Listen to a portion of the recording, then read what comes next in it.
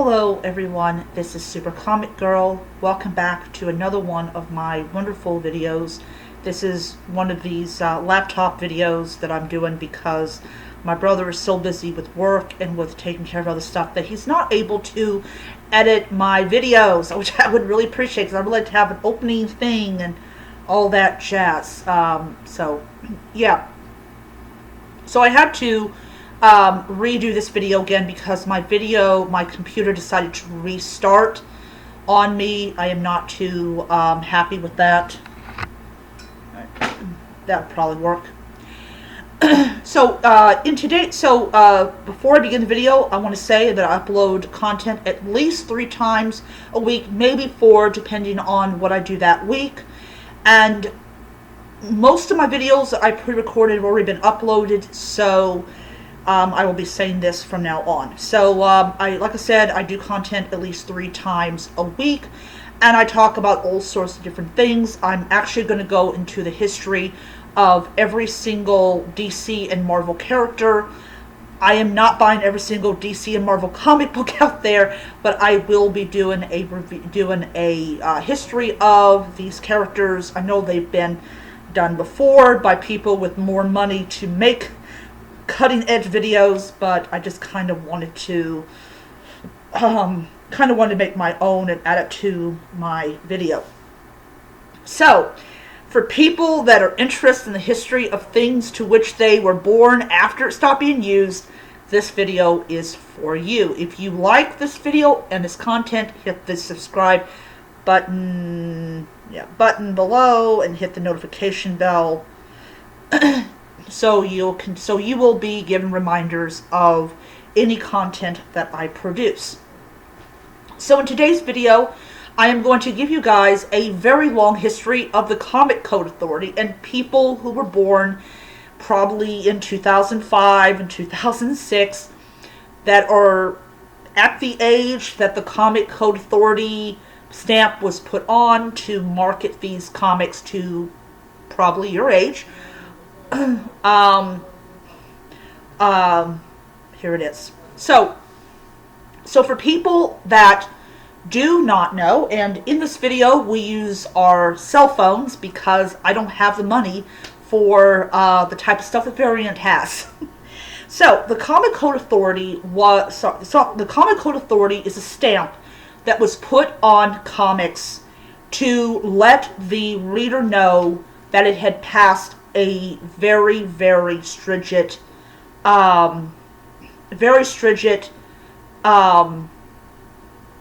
process. So what I mean by that is there were things that could not be depicted in comics for it to carry the code. So prior to the code being created, there was comics that depicted werewolves, vampires, ghosts, demons, women having their husbands killed so that she could go after the truck person, which was actually in the Vault of Horror. People were tired of these particular comic books. Tales from the Crypt, the Vault of Horror. These were comic books that people really did not like. I don't really think that Dynamite actually had the Comic Code Authority one because they were independent. I don't know. I have to look that up. So, I have the Marvelverse, Moon Knight, and this is a collection of comics of Moon Knight's early appearances. And in it, this is called Werewolf by Night. There, right there. If I can find it right there. That stamp right there. That is the Comic Code Authority stamp. It means that this issue of Werewolf by Night is acceptable for young readers. Now, there is a movie that came out a year or so ago. I think my mother was still alive when it came out. I don't remember the name of the movie, but there was a scene in which young boys and little boys are burning their Superman comics. Now you would think, why in the world would little boys be burning Superman comics? And that was because they were convinced that these comics were somehow bad for them. And if you know another industry in particular that gets hit with it promotes violence, it degrades women, all these types of things, you pretty much have what comic books were accused of at that time. So basically it was an answer to keep the government from regulating the comic book industry, because making comics, now a lot of comics at the very beginning, they were very, very cheap. Like I believe 5 cents was the starting amount. I'm not exactly sure. It might have been a little less, but I do know for a fact that the comics did at one time cost 5 cents. So little boys would go and they would get an allowance from their parents, and they would go to the comic book shop or whatever, or the magazine shop, and they would buy whatever issue of Superman or whatever that they didn't have.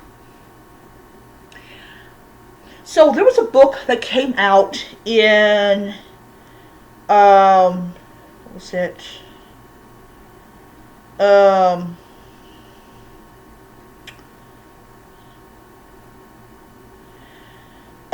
It was, so in 1954 so the Comic Magazine Association of America, or CMAA, was formed in September 1954 in response to widespread public concern over gore and horrific comic book content. So there was a comic book I read called Vault of Horror. It had the three, I don't know if they were all three witches. I do. One of them was a witch. I think there might have been. I think the three of them were witches, and they were the narrators of these comic book stories. And I think there was 4 comic book stories in each comic book. So you had these independent, small publishing companies that would put 3 or 4 stories in the Vault of Horror. And one of them, of course, was this woman who she lived on a farm in the middle of nowhere. And she was getting tired of living on the farm with her husband, so she killed her husband and dumped his body in the well. And the way that she killed him was very horrific. And of course, she wanted to go be with this one guy, and of course, her husband comes back and drags her into the well, so they can forever be together, even in death. That was considered gore back then. Depictions of vampires, of werewolves. They put so many regulations on comic book companies. You couldn't depict this, you couldn't depict that, things like that. So the Comic Code Authority was basically the seal, as I mentioned before, the seal that was placed on comics that told distributors of comic books that the comic books were safe for little children to buy. So going back to what I said about the scene where Superman is being burned, this is why issues like the first issue or the second issue or even the third issue of Superman is extremely hard to find. If you go on eBay and you type in Superman #1, you have to be very, very clear to the search engine that you want the old-time Superman. You don't want the reproduction, but you want the old-time Superman. And you will find that one of the Supermans that they have would definitely cost you probably about, I'm going to take a ballpark guess on this, probably about $800,000. And the reason for it is back to that scene in which children are burning comics that are now worth tons and tons of money. And the thing was, they were encouraged by their parents to burn these comic books. I'm pretty sure that they kicked themselves later on down the road when they were in their 80s and 90s, who are now dead and gone, that my comic book that I burned is now worth so much money. But that's what they did. That scene really showed how powerful these suggestions were to these children. That your comic books are evil and they need to be burned to get rid of the evil from them. And you see a lot like in Texas with their burning all these different types of books. The same claim that they promote unsavory things, they promote violence and everything. Witches were banned, vampires were banned, werewolves were banned, all that type of stuff. Alright. So, there was a book that came out. See here. So, it was 1954 book, Seduction of the Innocent, that rallied opposition to this type of material in comics, arguing that it was harmful to children who made up a large segment of the comic book audience. The Senate Subcommittee on Juvenile Delinquency hearing in April 1954 was focused specifically on comic books, had many publishers concerned about government regulation, prompting them to form a self-regulatory body instead. In the 1940s, Hollywood brought out known as the Hollywood Production Code.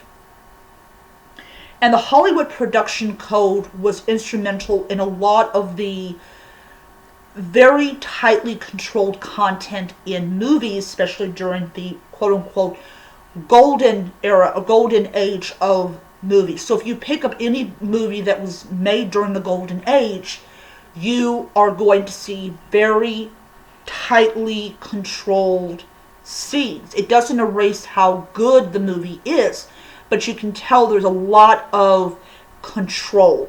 You know, I always make a comment that, oh yeah, you know, movies that are made now would never be made back then, and I'm right about that. Alright. So,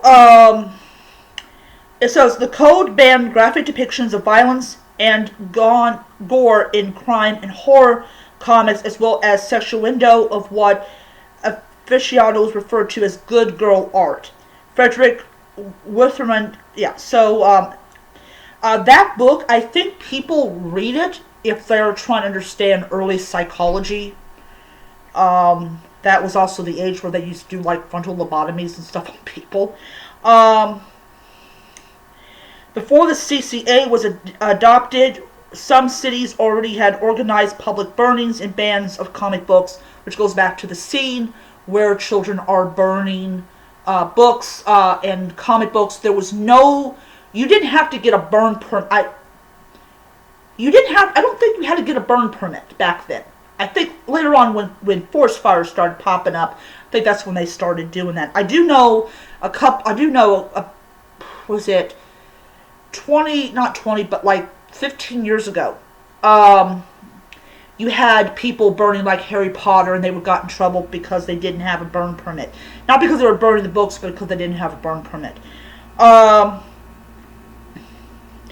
So it says here, the cities included Oklahoma City, Oklahoma, and Houston, Texas, passed ordinances banning crime and horror comics, although an attempt by Los Angeles County, California, was deemed unconstitutional by the courts. The whole idea of like First Amendment rights and all that jazz. Like the previous code, the CCA prohibited the presentation of policemen, judges, government officials, and respect institutions in such a way as to create disrespect to established authority. So, for instance, is nowadays you can get away with depicting Black Lives Matter, as how you have for example, is the new issue, like the reboot of Static Shock, for instance, which a lot of people are saying it gets rid of why Virgil was there in the first place and puts him in a Black Lives Matter protest, and they do that whole thing with them, and they turn into these boom babies. That's what they're called in the show. I'm pretty sure that's what they called in the comics.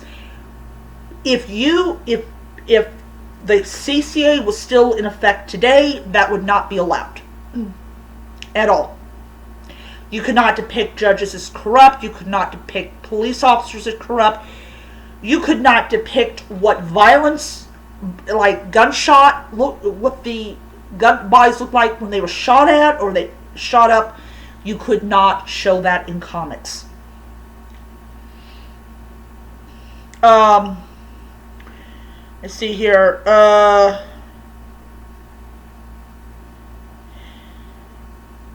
It says here, but it added the requirement that in every instance, good shall triumph over evil and discourage instances of law enforcement officers dying as a result of a criminal's activity. So,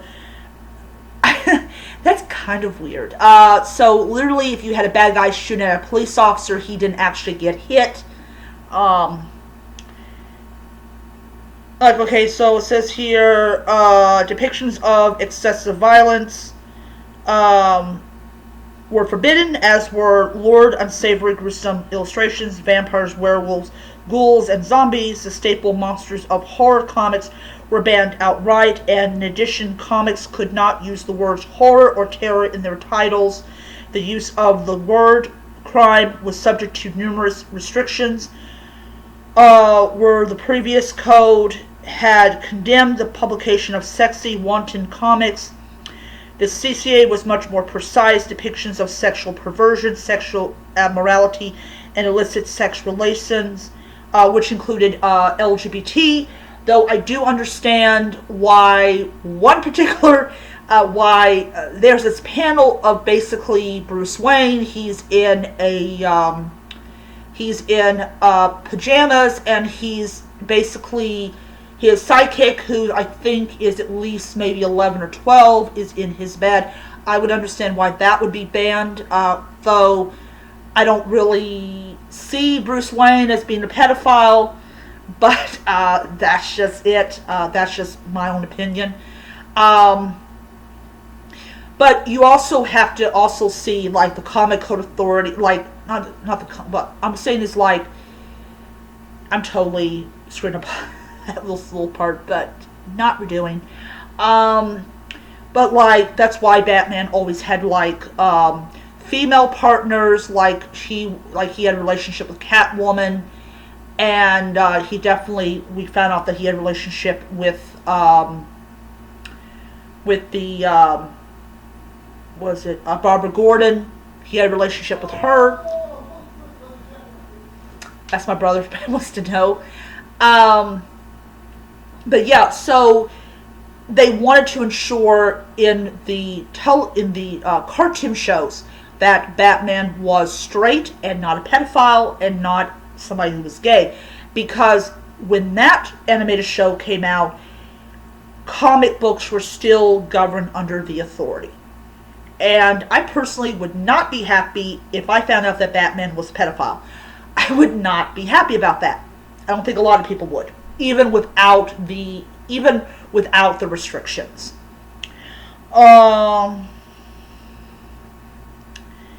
Let's see here. So, also included abduction, rape, sadism, and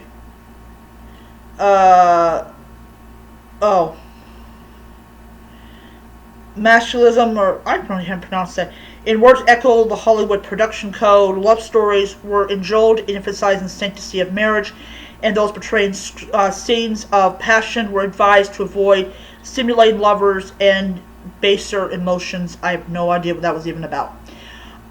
In his introduction to Archie's Americana series, Best of the 50s, editor Victor Gorlick reminisce about the code, saying, "My first assignment as a new art assistant was to remove cleavage and lift up low-cut blouses on Katie Keene." I have no idea who she is.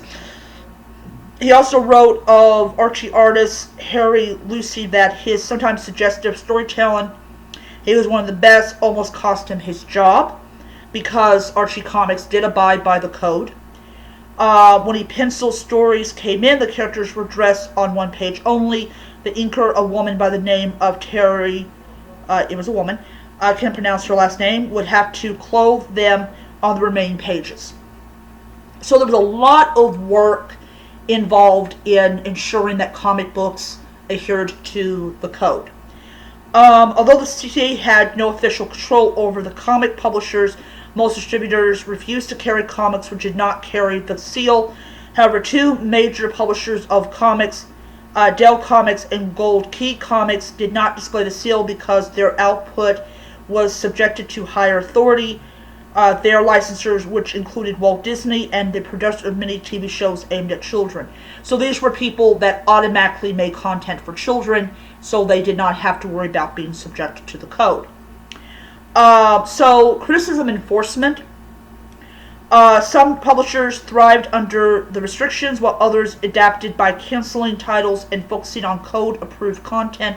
Still others went out of business. In practice, the negative effect of not having CCA approval was lack of distribution by the comic book wholesalers who, as one historian observed, served as an enforcement arm of the Comics Code Authority by agreeing to handle only those comics with the seal.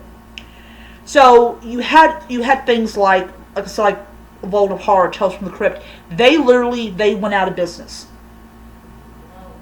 And what ended up happening was because they went out of business, and I think Tales from the Crypt no longer had a copyright on it. And here's a fun fact, and I never ever doubted anything that he said. My uncle Johnny, who is the oldest of formerly 7 children, I do not know how many of the 7 are still around, stated that my aunt's husband's brother was the creator of Tales from the Crypt and Vault of Horror, and stated quite plainly in English that the Comic Code Authority killed his business. Basically, he could not sell the comics because it had graphic depictions of violence. It also used the word horror and terror in their titles, and he believes, and I do agree with the assumption that he made, that it was directly connected to his comics. He said that if he hadn't even had the Crypt Keeper or the Three Witches or any of these characters, that his comics probably would have survived well into the 70s, because I don't even know what year he died.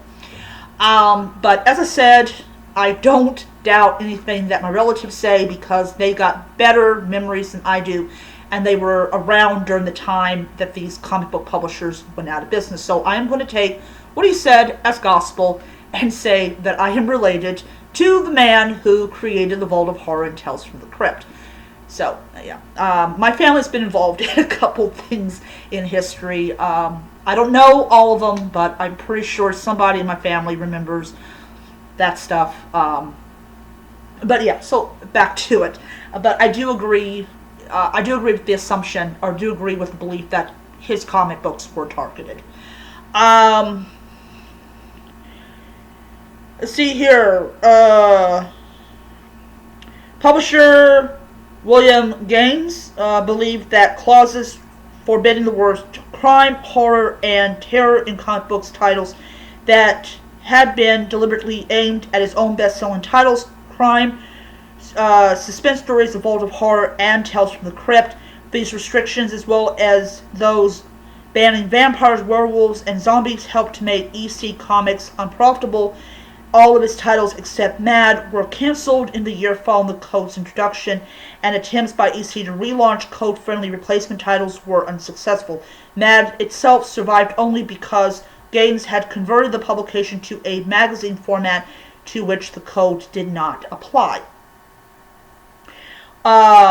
Wolferman dismissed the code as inadequate, half-measured. Comic analyst Scott McCloud, on the other hand, later commented that it was as if, in drawing up the code, the list of requirements a firm needs to receive a G rated was doubled, and there was no other acceptable ratings. Okay, so Judgment Day, in one early confrontation between a comic book publisher and code authorities, EC Comics, William Gaines reprinted the story Judgment Day from a pre-code Weird Fantasy 18.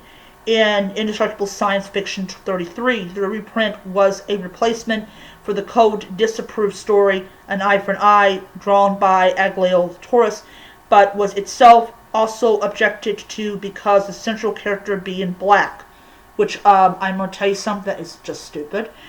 The story by Al Fernstein and artist Joe Orlando was an allegory against racial injustice, a point that was necessarily nullified if the lead character was not black, following an order by Code Administrator Judge Charles Murphy to change the final panel, which depicted a black astronaut. Gaines engaged in a heated dispute with Murphy. He threatened to inform the press of Murphy's objection to the story if they did not give the issue the code seal, caused Murphy to reverse his initial decision and allow the story to run. Soon after, ever facing the severe restriction placed upon his comics by the CCA, and with his new direction titles floundering, Giles quit comic book publishing to concentrate on Mad. Alright. So this is what the list of, and there's on here. Okay, so it says here, the following shows a complete code as it stood in 1954. Crimes shall never be presented in such a way to create sympathy for the criminal, to promote distrust on the forces of law and justice, or to inspire others with a desire to imitate criminals. If a crime is depicted, it shall be as a sordid and unpleasant activity, which did not go with reality. Policemen, judges, government officials, and respected institutions shall never be presented in such a way to create disrespect for the established authority. Unlike today, where you can draw comics that shows officials doing all sorts of really bad things, and you don't got to worry about it being, only thing you have to make sure is the story's good and your drawings are good. Criminals shall not be presented as to be rendered glamorous or to occupy a position which creates a desire for emulation. In every instance, good shall trump over evil, and the criminal punished for his misdeeds, not her misdeeds. I think it was believed only men committed crimes, which is not true. Some of the excessive violence shall be prohibited. Scenes of brutal torture, excessive unnecessary knife and gunplay, physical agony, the gory and gruesome crimes shall be eliminated. No comic magazine shall use the words horror or terror in its title. All scenes of horror, excessive bloodshed, gory or gruesome crimes, depravity, lust, sadism shall be prohibited. All lurid, unsavory, gruesome illustrations shall be eliminated. Inclusion of stories dealing with evil shall be used or shall be published only when the intent is to illustrate a moral issue, and in no case shall evil be presented alluringly or so as to injure the sensibility of the reader. It goes on and on. No nudity. You can't have The Walking Dead, torture, vampires, vampirism, ghouls, cannibalism, werewolfism. Cannot. Let's see. Just all sorts of stuff. Yeah. Okay, and then we have underground comics, which were really important back in the 1960s to 1970s. And they're talking about underground comics arose with artists like Robert Crumb creating comics that delved into graphic subject matter banned by the code, since these comics were distributed largely through unconventional channels such as head shops. I have no idea what a head shop is. They were able to skirt the problem of mainstream distributors who were wary of carrying non-CCA-approved comics. These allowed underground comics to achieve modern success without CCA approval. Then you have magazine comics. The code was not mandatory. There was no law requiring the code. Like Marvel published its first magazine edition of the Spectacular Spider-Man. without submitting it to the code. However, the second issue was submitted to the code and displayed its logo on the cover. Then you have Wolfman and credits. Writer Marv Wolfman was briefly a point of contention of DC Comics and CCA. His supernatural mystery anthology House of Secrets. The most hosted introduces the story The Stuff That Dreams Are Made Of as one told to him by a wandering Wolfman. And the CCA rejected it because it flagged the Wolfman reference as a violation.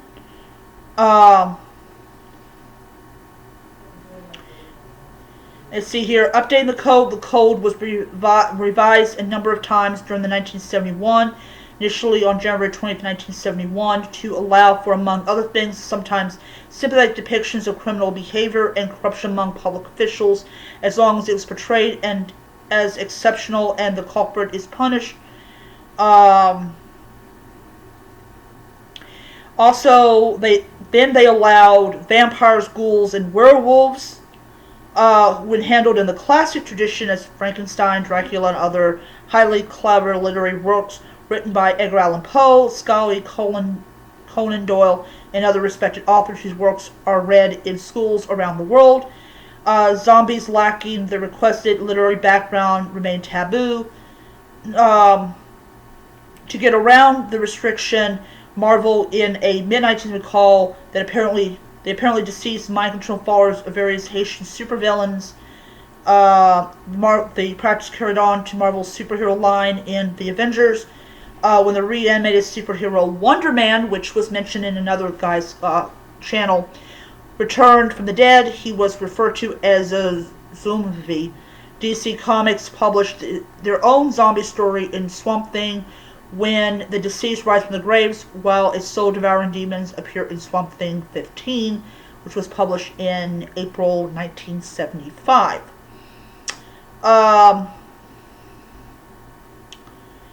Around the time the U.S. State Department of Health and Education Welfare approached Marvel Comics editor-in-chief Stan Lee to do a story about drug abuse, while Lee agreed and wrote a 3-part Spider-Man story portraying drug use as dangerous and unglamorous. While the code did not specifically forbid depictions of drugs, a general clause prohibited all elements or techniques not specifically mentioned heroin, but which are contrary to the spirit and intent of the code and are considered violations of good taste and decency. The CCA had approved at least one previous story involving drugs, premiere of Dead Man in Strange Adventures 205, which really depicted the character fighting opium smugglers. However, the code administrator was ill at the time a Spider-Man story was acting administrator, blah blah blah. Yeah. So it goes on and on and on. Talking about it's like did Amazing Spider-Man number 96 through 98 without CCA proof. So if you get a Amazing Spider-Man issue 96 through 98, you will not see that code, and if you read it, you probably will understand why it was not. If you understand the requirements that had to be met for that.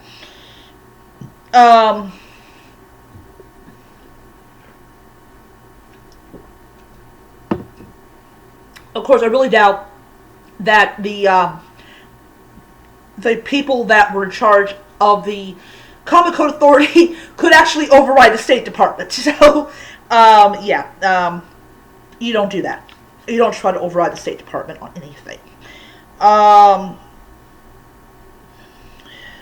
See here.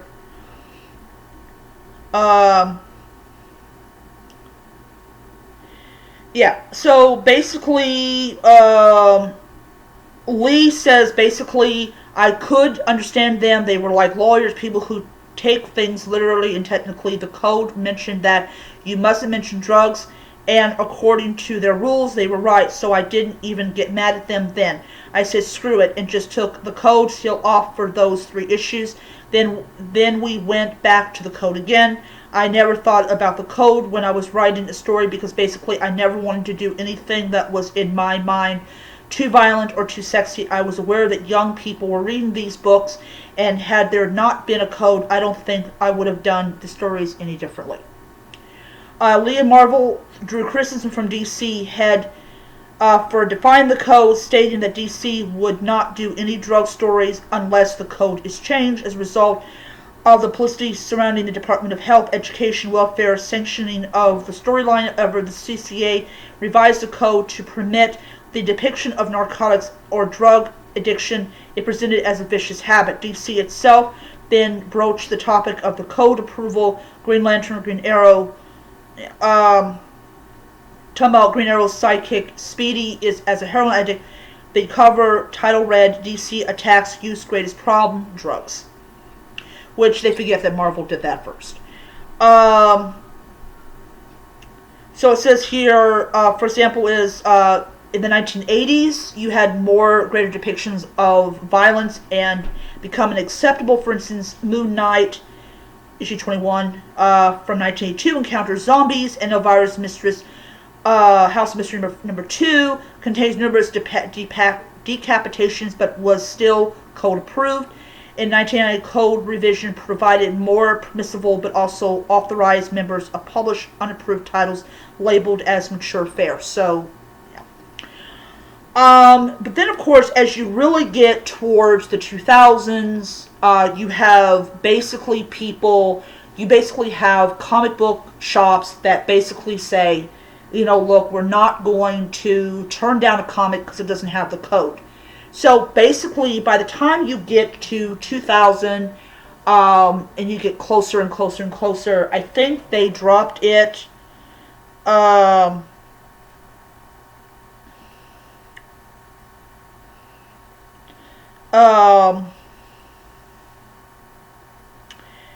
me see here.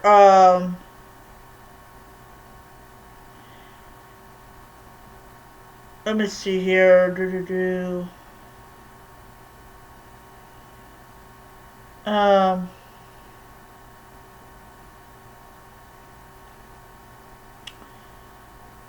Okay, so it basically says here December 2010, but would not say. So it says here basically 2010 was basically when they stopped. When the seals stopped showing up on comic books, you now had a rating system, so parents could go in there and they could see that it was for their particular children's age group, and that was what they would buy. So they relied more on parents making that decision than people that basically didn't know them. It says here, on September 29th, 2011, the Comic Book Legal Defense Fund announced that it would acquire the intellectual property rights to the Comic Code Seal from the defunct CMAA. The Comic Code of Seal can be seen at the beginning of the 2018 superhero film Spider-Man Into the Spider-Verse as part of the production logos. Later in the film, when Miles is reading Spider-Man Origin, a slightly altered take on Amazing Fantasy 15, the CCA logo was replaced with a similar logo reading approved by the Cabin Fever Production Code, a reference to the Senate hearing and formation of the CCA. So they did put that in there, which I thought was really interesting. In May 2021, Binge Books announced that it had used the stamp on Heroes Union produced by Roger Stern, Rob something, and something else. So one of the things that, and I know this is a very long video, and I do apologize, but just the whole history of the Comic Code Authority is so warped and everything. But you literally had it formed in a time when people were terrified of what comic books were doing to young children's minds. One of the things they definitely left out was LGBT characters. It was only, I think, in the last 5 or 10 years, maybe a little longer, you had comic book characters coming out as being gay or lesbian or bisexual or gender fluid or whatever. And this was because with the abolishing of the Comic Code Authority, you could tell stories the way that you had wanted to tell them.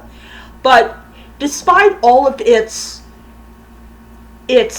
stupidity, I think that some of the greatest comic books came out while the Comic Code Authority was in power, because you could tell a good, clean story that was still full of action, still full of whatever. You could tell that story, and you didn't have to worry about people saying, oh, there's not this going on or that going on in the story. You could just focus on the story. And I do agree with Lee that he probably would not have done anything differently. But the Comic Code Authority, for people that have never seen it on a comic book, they don't really understand that comics back then were heavily regulated, that there was great stories that were rejected that we will never see, because it had things in it that the Code Authority did not approve of. But we did get some great ass kicking of Nazis, and we did get a couple of Adolf Hitler getting his ass handed to him by Captain America, which is always good. But it's all part of the history of comics, where comics were at. Comics turned from being something that people really didn't like to something that you cannot imagine a city without at least one comic book shop. Or you can't imagine going online onto Etsy and be able to pick up a comic book that you have never been able to see. I mean, it's just, or not able to get. But you still have reproductions of comics that still have the Comic Code Authority seal on it, because it's a reproduction of a comic that had been published when the Code Authority was in power and everything. But yes, you imagine being a comic book distributor and having that kind of power to prohibit a story from reaching the hands of children and teenagers. But even, I think, if you look at Hollywood, they had their own production code. So you have shows like Batman. We're talking about that Batman. That was under very, very strict and tightened control. That's why my mother once said a long time ago, Hollywood had better control over their actors, and she was basically making a reference to the Hollywood production code. You had a contract that was filled with, you had to be a moral person. You had, if you were gay, you had to hide it very, very well. So it